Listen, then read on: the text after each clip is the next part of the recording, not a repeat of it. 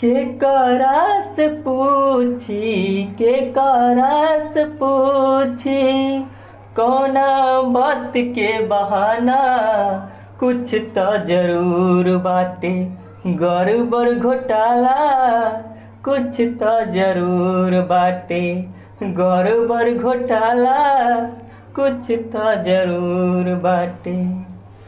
भैया हम सिंगर नीरज नजरिया, आप प्लीज़ टिकटिकी मेरे पेज को फॉलो करें और ये मेरा यूट्यूब चैनल है सिंगर भोजपुरी सिंगर नीरज नजरिया के नाम से है, उस चैनल पर जाइए और मेरे यूट्यूब को सब्सक्राइब करिए, यूट्यूब चैनल को सब्सक्राइब करिए और आप फनी वीडियो, सैड सॉन्ग और न्यू सॉन्ग मेरा आया हुआ है उस सब सॉन्ग सुनिए। अच्छा लगता है इस भाई को सपोर्ट करिए और मेरे इस पेज को फॉलो करिए। आपका भाई छोटा सा धन्यवाद। जय हिंद, जय भारत, बिहार, सत श्री अकाल। अब बोल चुक हो जाए तो माफ़ करें भाई के।